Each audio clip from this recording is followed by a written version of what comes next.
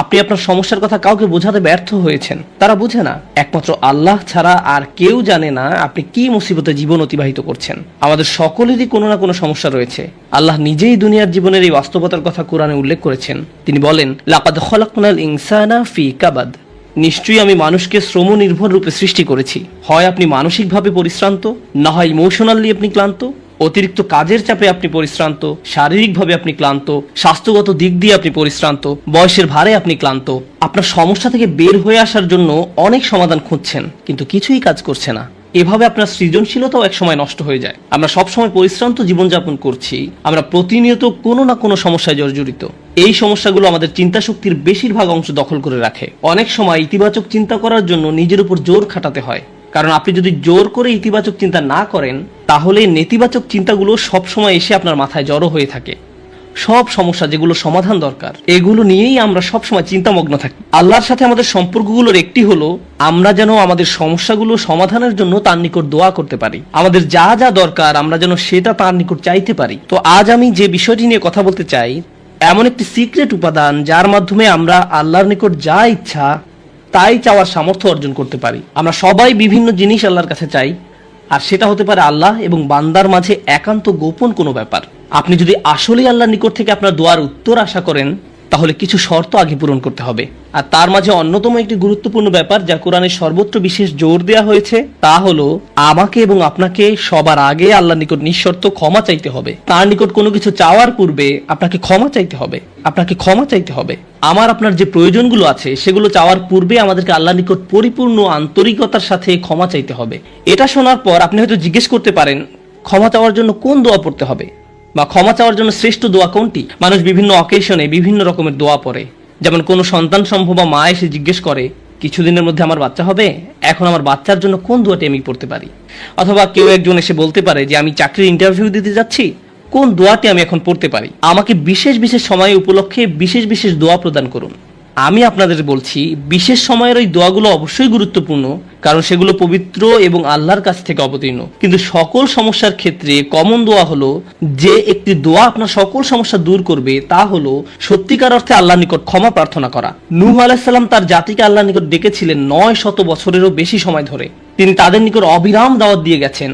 তার নবুয়তি জিন্দেগির শেষ দিকে এসে তিনি পেছনে ফিরে দেখেন এবং তিনি তাদের নিকট যে বার্তাটি দিতে চেয়েছিলেন তার একটা সারাংশ দাঁড় করিয়েছেন। তিনি তাদের উদ্দেশ্যে শুধু একবার বা দুইবার কথা বলেননি। লাইলান ওয়া নাহারা দাউতু কওমি লাইলান ওয়া নাহারা, তিনি বলেন, হে আমার পালনকর্তা, আমি আমার সম্প্রদায়কে দিবারাত্রি দাওয়াত দিয়েছি। তিনি রাতেও কোনো বিরতি নেননি। কোরআনের একটি সূরা তার নামে নামকরণ করা হয়েছে, সূরাত নূহ। সেখানে এই গোটা সময় ধরে যে তার সম্প্রদায়কে তিনি দাওয়াত দিয়ে গেছেন তার একটা সারমর্ম তুলে ধরা হয়েছে। আমি তোমাদের কাছ থেকে কি আশা করেছিলাম? কুল্লামা দাআউতু লিতাগফিরা লাহুম। আর এই গোটা সময় ধরে আমি তাদেরকে এই ধর্মের দিকে আহ্বান করেছি যেন আপনি তাদেরকে ক্ষমা করেন ইয়া রব, যেন আপনি তাদেরকে ক্ষমা করেন ইয়া রব। আমি ঠিক এই কথাগুলো তাদের বারবার বলেছি।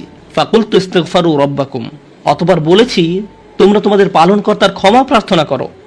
ইন্নাহু কানা গফফারা, নিশ্চয়ই আল্লাহ হলেন এমন সত্তা যিনি বারবার ক্ষমা করতে থাকেন। এরপর তিনি যা বলছেন তা খুবই অসাধারণ। আমি চাই আপনারা এই বিষয়টা উপলব্ধি করুন যে তিনি কোন ধরনের মানুষগুলোর উদ্দেশ্যে কথা বলছিলেন। তিনি ইতিহাসের অন্যতম খারাপ একটা সম্প্রদায়ের উদ্দেশ্যে কথা বলছিলেন। নূহ আলাইহিস সালামের সম্প্রদায়কে পৃথিবীর অন্যতম চরম অবাধ্য জাতিগুলোর একটি হিসেবে বর্ণনা করা হয়েছে। সূরাতুজ জারিয়াতে আল্লাহ বিভিন্ন জাতি সম্পর্কে বর্ণনা করেছেন যারা আল্লাহর বিরুদ্ধে, তাদের নিকট প্রেরিত রাসূলদের বিরুদ্ধে বিদ্রোহ ঘোষণা করেছিল, ফলে তাদের ধ্বংস করে দেয়া হয়েছিল। সূরা আন-নাজমে যখন নূহ আলাইহিস সালামের জাতির কথা আসলো, তিনি বললেন, ওয়া কওমু নূহিম মিন ক্বাবলু ইন্নাহুম কানু হুম আযলামু ওয়া আতগা, আর পূর্বে নূহের কওমকেও, নিশ্চয়ই তারা ছিল অতিশয় জালিম এবং চরম অবাধ্য। বিষয়টা যৌক্তিক মনে হয়।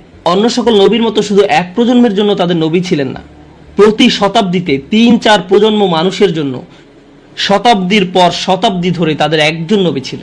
প্রতি 20 বছর পর পর নতুন নতুন প্রজন্মের আবির্ভাব ঘটে, আর নূহ আলাইহিস সালাম এটা দেখেছিলেন শতাব্দীর পর শতাব্দী ধরে। প্রতি 20 বছর পর পর নতুন নতুন প্রজন্মের আবির্ভাব ঘটে। তিনি 40 থেকে 50 প্রজন্মের মানুষদের দেখেছিলেন, আর তারা সবাই তাকে প্রত্যাখ্যান করেছিল। আর তিনি সকল প্রজন্মকে একই দাওয়াত দিয়ে যাচ্ছিলেন। একটি উদ্দেশ্যকে সামনে রেখে আমি এই বিষয়টির উপর আলোকপাত করছি।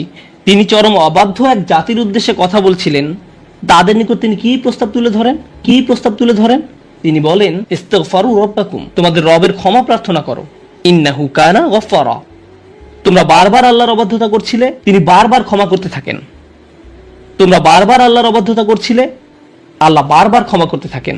কিন্তু তার প্রস্তাব এখানেই থেমে থাকেনি। তিনি বলেন ইউরসিলুস সামা আলাইকুম মিদরারা। এখানে ইউরসিলু হলো জওয়াবে আমর। এর মানে হলো যদি তোমরা তার নিকট ক্ষমা প্রার্থনা করো তাহলে আল্লাহ তোমাদের জন্য আসমানের দরজা খুলে দিবেন, আর এটা তোমাদের উপর অজস্র ধারায় করুণা বর্ষণ করবে। এর দ্বারা বৃষ্টিও বোঝানো হতে পারে, কিন্তু পরিহাসের বিষয় হলো এখানে বৃষ্টি দ্বারা বন্যা ইঙ্গিত করা হয়নি, যদিও সব শেষে বন্যা কবলিত হয়েছিল নূহ আলাইহিস সালামের জাতি। এই আয়াতে আল্লাহ ভিন্ন ধরনের বৃষ্টির কথা বলেছেন। যদি তারা ক্ষমা প্রার্থনা করত, যে বৃষ্টি তাদের ধ্বংস করে দিয়েছিল সেই বৃষ্টি হতে পারত তাদের জন্য জীবন আহরণকারী। তারা বৃষ্টির জন্য প্রার্থনা করেনি, আর আল্লাহ তাদের বলছেন ক্ষমা প্রার্থনা করত যদি তারা, তোমরা যদি ক্ষমা প্রার্থনা করো আকাশের দরজা তোমাদের জন্য খুলে দেওয়া হবে আর তা বৃষ্টি বর্ষণ করতে থাকবে। আল্লাহ বলেননি যে পানি বর্ষিত হবে, তিনি বলছেন আকাশ বর্ষণ করবে, কারণ আকাশ শুধু বৃষ্টি নয়, আরো রহমত বর্ষণ করতে পারে। আকাশ থেকে ক্ষমা আসে, আকাশ থেকে প্রশান্তি আসে, বিশ্বাস আসে, রিজিক আসে, সমস্যার সমাধান আসে আসমান থেকে। তিনি তোমাদের জন্য আকাশ খুলে দিবেন আর আকাশের সকল সম্পদ তোমাদের উপর অঝোর ধারায় বর্ষিত হতে থাকবে। আর তোমরা এতদিন রহমতের ভাগিদার হতে পারছিলে না কারণ তোমরা ক্ষমা প্রার্থনা করনি। তাই এখন ক্ষমা চাইলে এটা খুলে যাবে। একটা একটা করে আপনার সমস্যাগুলোর কথা আল্লাহকে বলেন। আপনার এমনও সমস্যা থাকতে পারে যেটার কথা আপনি নিজেও জানেন না, কিন্তু আল্লাহ জানেন। আমি আর আপনি যদি সত্যিকার অর্থে আল্লাহ নিকট ক্ষমা চাইতে পারি তাহলে ওই অজানা সমস্যাগুলো স্বর্গীয় হস্তক্ষেপে সমাধান হয়ে যাবে। ইউরসিলুস সামা আলাইকুম মিদরারা। আল্লাহ সুবহানাহু ওয়া তাআলা এখানেই থেমে যাননি। আপনি কার জন্য ক্ষমা চাচ্ছেন? আপনার নিজের জন্য। ইস্তাগফিরু রাব্বাকুম। তোমরা নিজেদের জন্য ক্ষমা প্রার্থনা করো। আল্লাহ বলেন ওয়ায়ুমদিদকুম বিআমওয়ালিন ওয়া বানিনা। তোমাদের ধন সম্পদ, তোমাদের সন্তান সন্ততি বাড়িয়ে দেওয়া হবে। তিনি ধন সম্পদ এবং সন্তান সন্ততি দিয়ে তোমাদের ঐতিহ্যকে সমৃদ্ধ করে দিবেন। এমন সম্পদ নয় যা আপনাকে আল্লাহর কাছ থেকে দূরে সরিয়ে দিবে, কারণ এই টাকা দেওয়ার কথা এসেছে আপনার ক্ষমা চাওয়ার প্রেক্ষাপটে। তিনি আপনাকে ভালো অর্থ দিবেন যা আপনার জন্য দুনিয়াতে এবং পরকালে কল্যাণ নিয়ে আসবে। তিনি আপনাদের ভালো সন্তান দান করবেন যারা আপনার জীবিত থাকা অবস্থায় ভালো কাজ করবে, তারা আপনাদের সম্মান করবে, ভালোবাসা দেখাবে, আনুগত্য করবে, আপনি তাদের দেখে গর্বিত হবেন। এমনকি আপনি এই দুনিয়া ছেড়ে চলে গেলেও তারা ভালো কাজ করতে থাকবে যা সাদাকায়ে জারিয়া হিসাবে আপনার আমলনামায় এসে যোগ হবে। আল্লাহ আপনাকে এই সব কিছু দান করবেন। প্রসঙ্গত এই দুই শব্দ অর্থ এবং সন্তান সন্ততি, ইন্নাহুম আসাউনি ওয়াত্তাবাউ মান লাম ইয়াজিদহু মালুহু ওয়া ওয়ালাদুহু ইল্লা খাসারা। আমার সম্প্রদায় আমাকে অমান্য করেছে আর অনুসরণ করেছে এমন লোককে যার অর্থ ও সন্তান সন্ততি কেবল তার ক্ষতি বৃদ্ধি করেছে। কিন্তু আপনার ক্ষমা চাওয়ার পরে আল্লাহর পক্ষ থেকে যে ধন সম্পদ এবং সন্তান সন্ততি আসে তা আপনার জন্য শুধু কল্যাণই নিয়ে আসে। একই ধন সম্পদ এবং সন্তান সন্ততি, পার্থক্য হলো এখন তাদের উপর আল্লাহর ক্ষমা ও রহমত রয়েছে। বিষয়টা এমন যেন তারা দূষিত হয়ে গিয়েছে, যতক্ষণ না আল্লাহ তার ক্ষমার মাধ্যমে তাদের পরিশুদ্ধ করেন। আল্লাহর নিকট ক্ষমা প্রার্থনা করলে কত শত পথ আপনার জন্য খুলে যাবে। আসমানের দরজা আপনার জন্য এমন ভাবে খুলে যাবে যে আপনি কল্পনাও করতে পারবেন না। আপনি সবকিছু আরো ভালোভাবে বুঝতে পারবেন। আপনার ব্যক্তিগত সমস্যাগুলো দূর হতে শুরু করবে। উদাহরণস্বরূপ রাগের কথা ধরা যাক। রাগ হওয়া থেকে মুক্তি পাওয়া আসলেই অনেক কঠিন। বহু মানুষ খুবই সমস্যাপূর্ণ জীবনযাপন করে, খুব অল্পতেই রেগে যান, কিছু একটা তাদের সামান্যতেই ক্রোধান্বিত করে, আর তারা এর সাথে লড়াই করতে পারেন না। তারা তাদের এই সমস্যাটা বুঝতে পারেন কিন্তু নিজের কাছে অসহায় হয়ে পড়েন এবং মনে মনে ভাবেন, না, আমার পক্ষে এই রাগ হওয়া থেকে মুক্তি পাওয়া সম্ভব না। হুদায়বিয়ার সন্ধির সময় সাহাবীরা খুবই রাগান্বিত হয়ে পড়েছিলেন। তাদের রাগ দূর করা সম্পর্কে আল্লাহ কি বলছেন? তিনি বলছেন ওয়া আনজালাস সাকিনাতা ফি কুলুবিল মুমিনিন। তিনি আকাশ থেকে বিশ্বাসীদের অন্তরে প্রশান্তি নাজিল করলেন। প্রশান্তি আমাদের নিজেদের কাছ থেকে আসে না, আমরা নিজেদের প্রশান্ত করতে পারি না। মুসা আলাইহিস সালামের মা ভয়ে টেনশনে প্রায় মারা যাচ্ছিলেন যখন তার ছোট শিশু একটা বক্সে বন্দি করে পানিতে ভাসিয়ে দিলেন। লাউলা আর রাবাতনা আলা কলবিহা, যদি আমি তার হৃদয়কে দৃঢ় করে না দিতাম। তার নিজের পক্ষে সে অন্তরকে দৃঢ় করা সম্ভব ছিল না। ঐশ্বরিক হস্তক্ষেপ বললে এটা ব্যাপার আছে। আল্লাহ তার অন্তরকে দৃঢ় করেছিলেন, যা আমাদেরকে আমাদের ব্যক্তিগত দুর্বলতা এবং প্রবণতা থেকে সুস্থ হতে সাহায্য করে। কিছু কিছু মানুষ অশ্লীলতার প্রতি খুবই আকৃষ্ট হয়ে পড়ে, কেউ কেউ ক্রোধ নিয়ন্ত্রণ করতে পারে না, আবার কেউ কেউ মারাত্মক লোভী, সবসময় শুধু টাকা পয়সা নিয়ে চিন্তামগ্ন থাকে। তারা এইসব থেকে বের হয়ে আসতে চায় কিন্তু নিজেদের সাথে যুদ্ধ করে পারে না। এই সব সমস্যার সমাধান আসে আল্লাহর পক্ষ থেকে। আপনার একান্ত ব্যক্তিগত গভীর সমস্যার সমাধান আসে আসমান থেকে। বৃষ্টি যেমন পৃথিবীকে পরিষ্কার করে দেয়, তেমনি আসমান থেকে আল্লাহর রহমত এসে আপনার সমস্যাগুলোকেও ধুয়ে মুছে পরিষ্কার করে দেয়। ওয়ায়াজআল লাকুম জান্নাতিন ওয়ায়াজআল লাকুম আনহারা। তোমাদের জন্য উদ্যান স্থাপন করবেন তোমাদের জন্য নদী নালা প্রবাহিত করবেন। অর্থাৎ আল্লাহ বলছেন, যদি শুধু ক্ষমা চাও সবই দিব। আমি আপনি মনে করি যে যদি আমরা আল্লাহর কাছে ক্ষমা চাই তাহলে শুধু ক্ষমা পাবো, কিন্তু আল্লাহ বলছেন যদি ক্ষমা চাও তাহলে এমন কিছু নেই যা আমি তোমাদের দিব না। বিষয়টা এমন যে আপনি ইচ্ছা করলে এক এক করে বিভিন্ন জিনিস চাইতে পারেন, অথবা শুধু ক্ষমা চান তাহলে সবই পাবেন। কি আর বাকি থাকে? অর্থ, সন্তান সন্ততি, আপনার সকল সমস্যার সমাধানে আকাশ খুলে যাবে, বাগান, নদী, সবকিছু আপনার জন্য প্রস্তুত। মানুষ সাধারণত মনে করে যে যদি তার আল্লাহর ক্ষমা চায় তাহলে এটা শুধু তাদেরকে পরকালে সাহায্য করবে, কিন্তু এই আয়াতগুলো আমাদের বলছে না।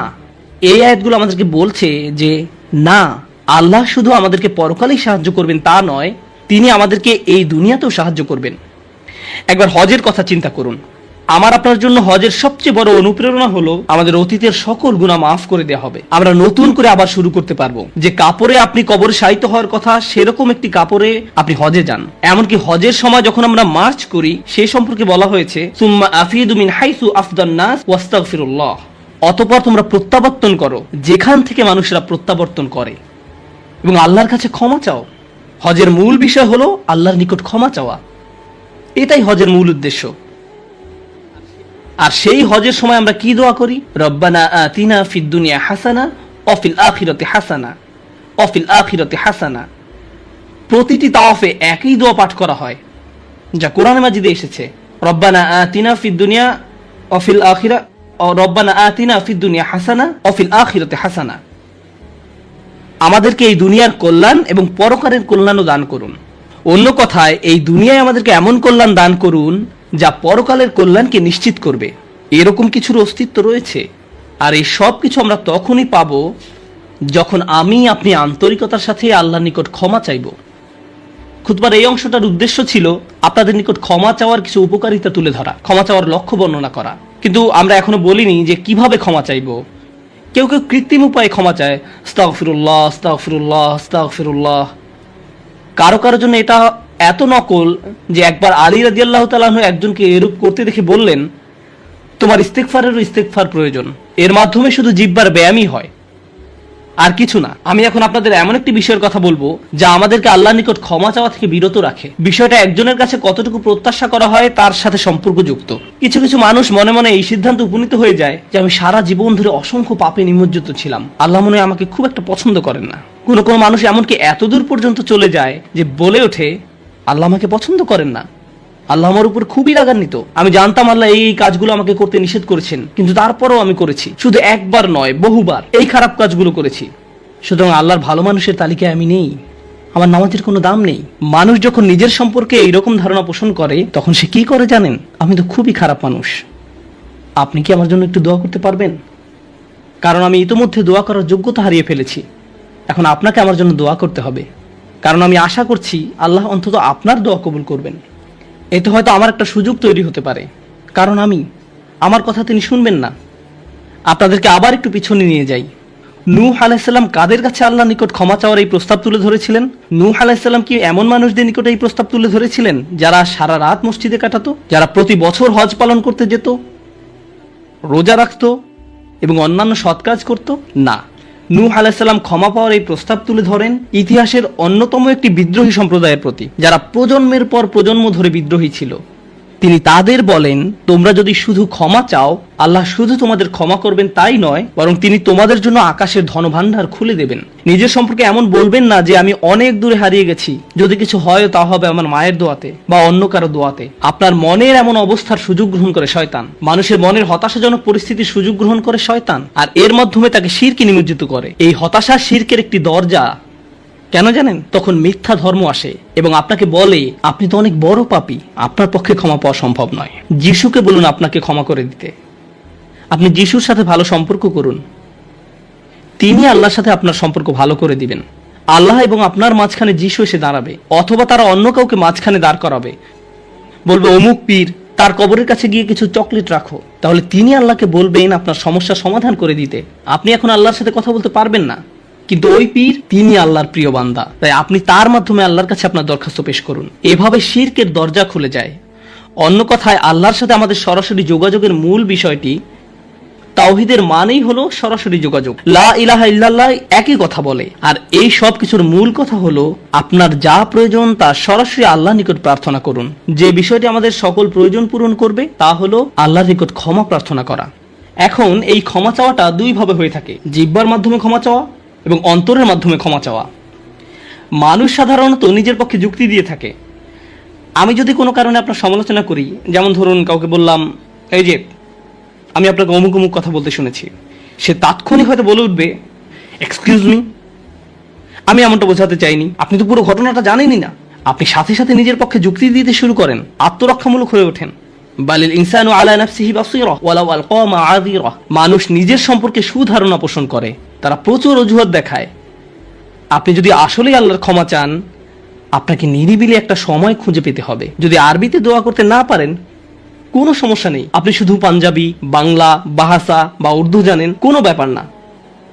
আপনি আপনার নিজস্ব ভাষাতেই আল্লাহর সাথে কথা বলুন, আন্তরিকতার সাথে আপনার অপরাধগুলো স্বীকার করুন, কোনো অজুহাত দেখাবেন না। এরকমটা করতে পারা আসলেই কঠিন, কারণ আয়নার সামনে দাঁড়িয়েও আমরা নিজের সাথে মিথ্যে কথা বলি, নিজেকে এভাবে প্রবোধ দেই আমি আসলে অত খারাপ না, আমি যা যা করেছি তার কারণ আছে। যখন আপনি আল্লাহর সামনে দাঁড়াবেন, নিজের কাজের বৈধতা দেওয়ার কথা ভুলে যান। আল্লাহ জানেন আপনি কি অবস্থার মধ্যে দিয়ে যাচ্ছেন, তিনি জানেন এটা কঠিন সময় ছিল, তিনি জানেন অমুক অমুক বিষয় আপনাকে সম্পূর্ণ গ্রাস করে ফেলেছিল। ইয়া রব, আমি অনেক চাপের মধ্যে ছিলাম তাই মদ খেয়েছি। তিনি আপনার সবগুলো অজুহাত সম্পর্কে আপনার চেয়ে ভালোভাবে জানেন। আপনাকে অকপটে তার নিকট আসতে হবে, ফিল্টার ছাড়া, কোনো দ্বিধাদ্বন্দ্ব ছাড়া, নির্দ্বিধায়, কোন রকমের বিব্রত বোধ করা ছাড়া। অনেক সময় আমরা নিজেদের পাপ স্বীকার করতে বিব্রত বোধ করি, এক রাশ লজ্জা এসে আমাদের জড়িয়ে ধরে। কিন্তু যতক্ষণ না আপনি আল্লাহর নিকট অকপটে সকল পাপ স্বীকার করে নিচ্ছেন, আর এভাবে যখন নিজের উপর যে অন্যায়গুলো এতদিন ধরে করে এসছেন তা আপনি মুখ দিয়ে উচ্চারণ করতে শুরু করবেন, আমার বিশ্বাস করতে কষ্ট হয় যে সে সময় আপনার চোখ দিয়ে কোনো অশ্রু নির্গত হবে না। একজন মানুষের পক্ষে এটা অসম্ভব যে সে আল্লাহর সামনে এভাবে নিজেকে খোলাখুলি উপস্থাপন করবে আর তার চোখ দিয়ে কোনো অশ্রু বের হবে না, কারণ এটা দুর্বলতা প্রকাশের সময়। দুনিয়ার সামনে আমরা সাধারণত নিজেকে শক্তিশালী, আত্মবিশ্বাসী এবং দিব্যি সুস্থ হিসাবে উপস্থাপন করি। সবাই আমাদের দেখে মনে করে সবকিছু ঠিক আছে, কিন্তু ভেতরে ভেতরে যে আমি বহু সমস্যায় জর্জরিত তা একমাত্র আল্লাহ জানেন। আপনাকে সকল জড়তা কেটে তার নিকট সম্পূর্ণ খোলাখুলিভাবে নিজেকে উপস্থাপন করতে হবে, আর কেবল তখনই আপনি আল্লাহর নিকট ক্ষমা চাওয়ার অবস্থানে যেতে পারবেন। তারপর সিজদায় গিয়ে কাঁদতে থাকুন। তখন এটা শুধুমাত্র আস্তাগফিরুল্লাহ আস্তাগফিরুল্লাহ বলার মতো হবে না, এটা হয়ে উঠবে আল্লাহর সাথে একটি সত্যিকারের কথোপকথন, আল্লাহর নিকট সত্যিকার অর্থে পাপ স্বীকার। এটা খুবই শক্তিশালী একটা অনুশীলন, চেষ্টা করে দেখুন। আপনাকে একটা নিরিবিলি সময় খুঁজে পেতে হবে। নিশ্চিত করুন যে কেউ আপনার কথা শুনছে না। আপনার স্ত্রী বিছানায় শুয়ে আছে, এমত অবস্থায় মাঝরাতে ঘুম থেকে উঠে এভাবে দোয়া করতে পারবেন না, ইয়া আল্লাহ আমাকে ক্ষমা করে দিন, কারণ আপনার স্ত্রী তো আপনার দোয়া শুনতে পাচ্ছে। এভাবে করাটা নিষিদ্ধ নয়, কিন্তু একা একা দোয়া করা আপনার জন্য ভালো হবে। মোট কথা, নির্জন কোনো জায়গা খুঁজে বের করুন যেখানে আপনি একান্তে আল্লাহর সাথে কথা বলতে পারবেন। যদি আপনি এক গাদা আরবি দোয়া মুখস্থ করেন যার অর্থও আপনি জানেন না, আর বিড়বিড় করে সেগুলো উচ্চারণ করতে থাকেন, রব্বানা আতিনা ফিদ দুনিয়া হাসানাতাও ওয়া ফিল আখিরাতি হাসানাতাও, সে দোয়াগুলো অবশ্যই উত্তম এবং শক্তিশালী, কিন্তু আপনার অন্তরের সাথে যদি সেগুলোর কোনো যোগাযোগ না থাকে, শুধু জিহ্বা দিয়ে উচ্চারণ করছেন, তাহলে আপনি আসলে ক্ষমা প্রার্থনা করছেন না। আল্লাহ আপনাকে এই জিকিরের পুরস্কার দান করুন, কিন্তু এর নাম আসলে ইস্তেগফার বা ক্ষমা প্রার্থনা নয়। ইস্তেগফার অন্য কিছু। যখন আপনার চক্ষু খুলে অশ্রু নির্গত হতে শুরু করে, তখন আকাশের দরজা খুলে যায়, তখনই সেটা খুলবে। এই দুইটার মাঝে একটা কানেকশন আছে। সর্বশেষ যে বিষয়টি আমি আপনাদের সাথে শেয়ার করতে চাই তা হলো আল্লাহর উপর আশা ধরে রাখা। অনেকের জন্য এই বিষয়টা মেনে নেওয়া বেশ কঠিন যে আল্লাহ তার কথা শুনবেন, আমার দোয়া তার নিকট গুরুত্বহীন, আমি দোয়া করার কোনো অর্থ দেখি না। আপনাদের একটা কথা বলে রাখি, আল্লাহর নিকট থেকে আপনি সর্বশ্রেষ্ঠ যে উপহারটি পাবেন তা কি জানেন? ক্ষমা। এটাই সর্বশ্রেষ্ঠ উপহার। আপনি এটার মূল্য উপলব্ধি করুন আর নাই করুন, আর যা কিছু আল্লাহ আপনাকে দিবেন বলেছেন এর সবই অতিরিক্ত। আপনাদেরকে একটা উদাহরণ দেই। আমার অনেকগুলো সন্তান আছে। ধরুন আমার এক সন্তানের উপর আমি খুবই অসন্তুষ্ট, সে কোনো একটা অন্যায় করেছে, আমি খুবই রাগান্বিত হয়ে আছি, আমার বিশ্বাস করতে কষ্ট হয় যে তুমি এটা করেছো। এভাবে আমি তাকে কিছুটা বকাঝকা করলাম, তোমার এটা বলা উচিত হয়নি, তোমার এটা করা উচিত হয়নি। তার পরের দিন অন্য এক সময় আমার জন্য তার কিছু একটা করার কথা, যেমন আমার জন্য একটা কার্ড বানানোর কথা যাতে লেখা থাকবে বাবা আমি তোমাকে ভালোবাসি। সে জিনিসটা আঁকলো, কিন্তু তারপর কি মনে করে কাগজটা টুকরা টুকরা করে ময়লার বক্সে ফেলে দিল। এটা দেখে তার অন্য ভাই বলল, তুমি এটা ফেলে দিলে কেন? জবাবে সে বলল, বাবা আমার উপর খুবই রাগান্বিত। তিনি এটার প্রতি কোনো গুরুত্ব দিবেন বলে মনে হয় না। আমি যদি জানতাম যে সে বিষয়টাকে এভাবে দেখছে, তাহলে আমি কি করতাম? আমি কি এভাবে বলতাম যে হ্যাঁ ফেলে দাও? না, বরং আমি আবেগে কেঁদে ফেলতাম। কিভাবে তুমি ভাবতে পারলে যে আমি তোমাকে আর ভালোবাসি না? হ্যাঁ, তুমি অন্যায় করেছো, তুমি ভুল করেছো, কিন্তু তুমি এখনো আমার সন্তান। তুমি 1000 বার ভুল করলেও আমি তোমাকে ভালোবাসবো। আমাকে ওই কার্ডটি দাও, আমি সেটা ফ্রেমে বাঁধিয়ে রাখবো, ময়লার বাক্স থেকে নিয়ে গ্লাসে আটকে রাখবো, সারা জীবন ধরে যত্ন করে রাখবো। কেন? কারণ আমি আমার সন্তানদের ভালোবাসি, তারা যতই ভুল করুক না কেন, এমনকি যদি তাদের আচরণ আমাকে রাগান্বিতও করে। এটা শুধু আমি এবং আমার সন্তানদের সম্পর্ক। কিন্তু আমি আমার আর সন্তানদের নিয়ে কথা বলছি না। এই উদাহরণের মাধ্যমে আমি কথা বলছি আমার এবং আল্লাহর সম্পর্ক নিয়ে। আমি ভুল করি, আল্লাহ এমনকি আমাকে বকাঝকাও করেন না। আমি ভুল করার কারণে তিনি আমার উপর বজ্রপাত করেননি, তিনি আমাকে জাহান্নামে নিক্ষেপ করেননি, তিনি আমার হার্টবিট বন্ধ করে দেননি। যখনই আমি মিথ্যে বলি, আমি বোবা হয়ে যাই না। প্রতিবার হারাম কিছু খেয়ে ফেলার কারণে আমার হাত অবশ হয়ে যায় না। হারাম কিছুর দিকে তাকানোর কারণে আমি অন্ধ হয়ে যাইনি। তিনি এখনো দিয়েই যাচ্ছেন। আর আমি কিনা চিন্তা করতে শুরু করলাম যে আল্লাহ আমাকে আর ভালোবাসেন না। আল্লাহর সাথে আমার সম্পর্ক একসময় ভালো ছিল, কিন্তু এখন যেহেতু আমি খারাপ হয়ে গিয়েছি, তাই ভালোবাসা এখন হারিয়ে গেছে। তাহলে দোয়া করার কি অর্থ আছে? মনে রাখুন, আল্লাহর মতো কেউ আপনাকে ভালোবাসে না। আমি আমার সন্তান বা পিতামাতার প্রতি যে ভালোবাসা প্রদর্শন করি, তা আল্লাহ তাআলা আমার ভেতরে দিয়েছেন। আমরা এমনি এমনি কাউকে ভালোবাসতে সক্ষম নই। ভালোবাসা আল্লাহর পক্ষ থেকে একটি উপহার। যদি আল্লাহর দুইটি সৃষ্টির মাঝে ভালোবাসা এত দৃঢ় হয়, আমাদের পক্ষে কল্পনাও করা সম্ভব নয় যে আমাদের জন্য আল্লাহর ভালোবাসা কত প্রগাঢ়, যে আমাদের জন্য আল্লাহর ভালোবাসা কত গভীর। কেউ এর বিপরীত বললে তার কথায় কান দিবেন না। একমাত্র যে মনে করে আল্লাহ তাকে ঘৃণা করে, তার কোনো আর আশা নেই, সে হলো শয়তান। সে এটা বিশ্বাস করে।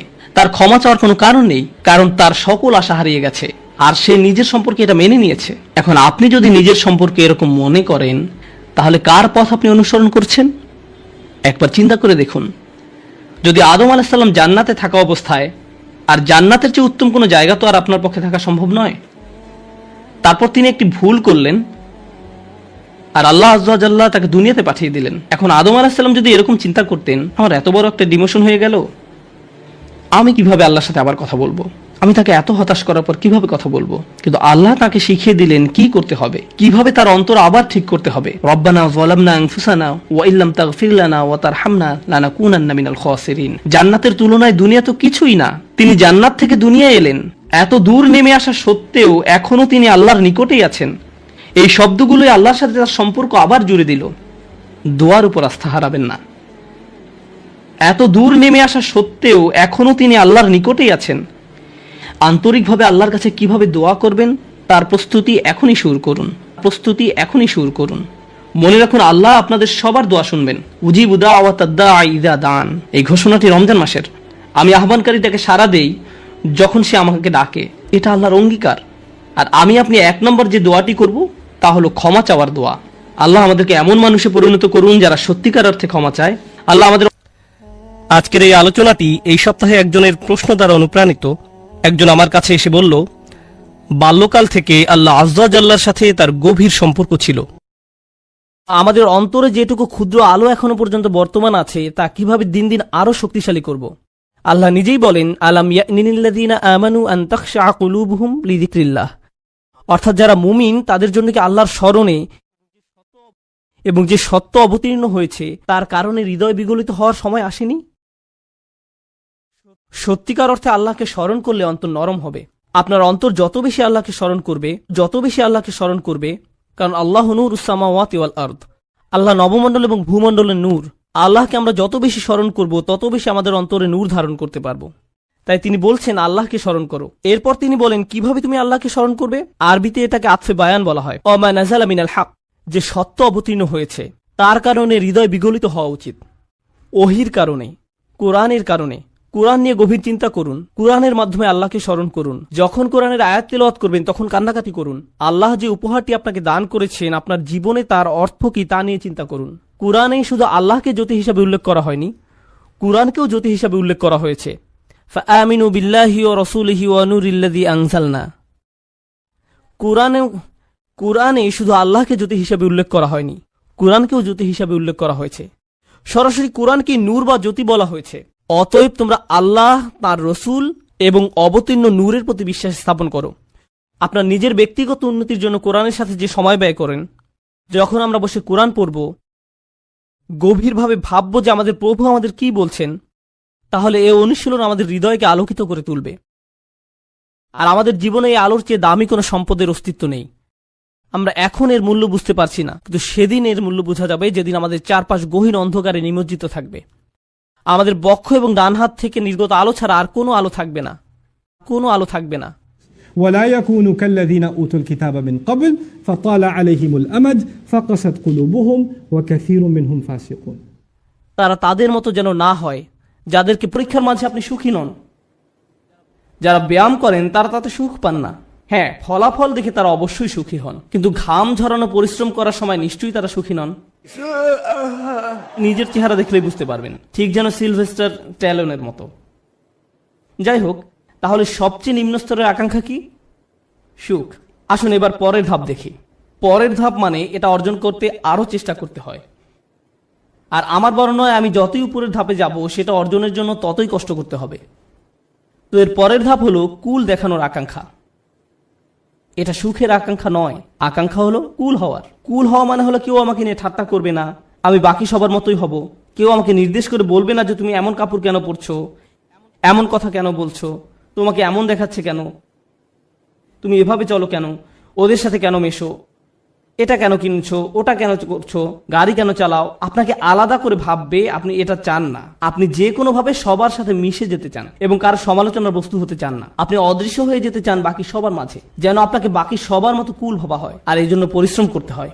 উদাহরণ হিসাবে বলা যায়, আপনারা যারা হাই স্কুলে পড়ছেন, আপনি স্কুলে কি পোশাক পরে যাচ্ছেন সেটা আসলেই একটা বড় ব্যাপার। আপনি যখন আলমারি থেকে একটা কাপড় বের করেন বা জুতা হাতে নেন পরার জন্য, তখন আপনার মনে এই প্রশ্ন আসে যে কে আপনার পোশাক নিয়ে মজা করতে পারে। সত্যি সত্যি আপনার মনে এই ভাবনাটি আসে? অথবা আপনি যখন কাপড় কিনতে দোকানে যান, আপনার বাবা হয়তো আপনাকে টাকা দিয়েছেন কিছু কেনার জন্য। আপনি যাই কিনেন না কেন, অনেক কিছু কেনার পেছনে একমাত্র কারণ হলো যখন আপনি এইসব পরবেন তখন লোকে কি বলবে। এটাই হলো কুল হওয়ার আকাঙ্ক্ষা। বাদ বাকি 10 জনের মাঝে মিশে যেতে হলে আপনাকে পরিশ্রম করতে হবে। এমন কিছু করা খুব সহজ যাতে মানুষ আপনাকে আজব ভাববে, কিন্তু বাকি সবার মতো চলতে গেলে কিছু কাজ করতেই হবে। অনেক তরুণকে এই জন্য নিজের পছন্দ বাদ দিতে হয়। তাদের এমন অভিনয় করতে হয় যা আসলে তারা নয়। আমি কিছু তরুণকে চিনি, ধরুন 14-15 বছর বয়স। একজনের কথা মনে আছে, সে বেসবল টুপি পরতো কারণ এটা তখন ফ্যাশন ছিল। তার প্যান্ট ঝুলে থাকতো। সে আমার কাছে এসে কান্না শুরু করলো। আমি তার কাছে বসলাম, আর সে আমাকে বলল, আমি এমন কাপড় পরতে পছন্দ করি না, আমি এটা ঘৃণা করি। কিন্তু আমি যদি এমন না করি তাহলে বাকিরা আমাকে নিয়ে মজা করে। আমি তাই বাধ্য হয়ে এমন করি। আমি গালি দিতে পছন্দ করি না, কিন্তু প্রায় গালি দেই যখন স্কুলে থাকি, কারণ আমাকে বাকিদের মতো হতে হবে। তাহলে সবচেয়ে তুচ্ছ আকাঙ্ক্ষা হলো সুখের আকাঙ্ক্ষা। এর পরের ধাপ হলো কুল হওয়ার আকাঙ্ক্ষা। এর পরের পর্যায়ে কি? জনপ্রিয় হওয়ার আকাঙ্ক্ষা। আমি সবার মাঝে মিশে যেতে চাই না, আমি সবচেয়ে জনপ্রিয় হতে চাই। আমি এমন হতে চাই যেন সবাই আমার বন্ধু হতে চায়। এমন হতে চাই যেন সবাই লাঞ্চের সময় আমার কথা শোনে। আমি এমন হতে চাই যেন কেউ আমাকে নিয়ে মজা করার আগেই যেন আমি তাদেরকে নিয়ে মজা করতে পারি। আর প্রায় সময় আপনারা দেখবেন যে স্কুলে যেসব বাচ্চারা জনপ্রিয়, তাদের জনপ্রিয়তার কারণ হলো তারা অন্যদেরকে নিয়ে মজা করে, আর সবাই তাদের ভয় পেয়ে তাদের কথা মতো চলে, যেন তারা কেউ পরবর্তী শিকারে পরিণত না হয়। যদিও আমি এখানে অল্প বয়স্কদের কথা বলছি, কিন্তু এমনটা প্রাপ্তবয়স্কদের ক্ষেত্রেও হয়। অবশ্যই হয়, আমাদের আঙ্কেল আন্টিদের ক্ষেত্রেও হয়ে থাকে, কোনো সন্দেহ নেই। জনপ্রিয়তার মানে হলো আমি চাই সবাই আমাকে নিয়ে কথা বলুক, আমি সবার মনোযোগের কেন্দ্রে থাকতে চাই, আমি চাই সবাই আমাকে নিয়ে মন্তব্য করুক। আমি কোনো ছবি পোস্ট করব, টুইট করব, ভিডিও বানাবো, যা কিছুই করি মানুষ যেন আমাকে নিয়ে কথা বলে। যখন আমাকে নিয়ে কথা বলা কমে যাবে, তখন আমাকে নতুন কিছু আবার করতে হবে যেন মানুষ আমাকে নিয়ে মেতে থাকে। জনপ্রিয়তার আকাঙ্ক্ষা খুবই আজব একটি জিনিস, কারণ এর কারণে মানুষ নিজেই নিজের অপমান করে। যেমন মিউজিক ইন্ডাস্ট্রিতে যখন এমন হয় কোনো শিল্পীর গান খুব হিট করলো, সবাই সেই গান ডাউনলোড করলো। তারপর যখন তার জনপ্রিয়তা কমে গেল, তখন তাকে নিজেকে অপমানিত করতে হবে, নোংরা ভিডিও বানাতে হবে বা কোনো কাহিনী তৈরি করা যেন পত্রিকাগুলো তাকে নিয়ে মেতে থাকে। অন্তত সেখানে জনপ্রিয়তা থাকবে, কারণ তারা নিজের গুণের কারণে আর জনপ্রিয়তা পাচ্ছে না, তাদের পরের গানগুলো বা ভিডিওগুলো আগের মতো বিক্রি হচ্ছে না। এটাই হলো জনপ্রিয়তার আকাঙ্ক্ষা। জনপ্রিয় হওয়ার জন্য পরিশ্রম করতে হয়, টাকা পয়সা খরচ করতে হয়, সময় দিতে হয়, নিজের ভাবমূর্তির জন্য কাজ করতে হয়, আর ভাবমূর্তি রক্ষা করাই তখন সবচেয়ে গুরুত্বপূর্ণ হয়ে যায়। সমাজে অবস্থান ধরে রাখাই তখন মুখ্য হয়ে দাঁড়ায়। এটা হলো পরের পর্যায়, কিন্তু এর উপরে আরও ধাপ আছে। এরপর এর উপরে রয়েছে আর এক ধরনের প্রচেষ্টা, সেটা হলো সম্মানের পেছনে ছুটে চলা। কলেজের ছাত্রদের কাছে এটা বেশি গুরুত্বপূর্ণ প্রাথমিক বা হাই স্কুলের ছাত্রদের চেয়ে। এইমাত্র আমি কি বললাম? সবার নিচে সুখ, তারপরে কি? কুল, সামাজিকতা, তারপর জনপ্রিয়তা। সম্মান মানে হলো আপনি আপনার নিজের সাথে এমন কিছু যুক্ত করতে চান যেটা অনেক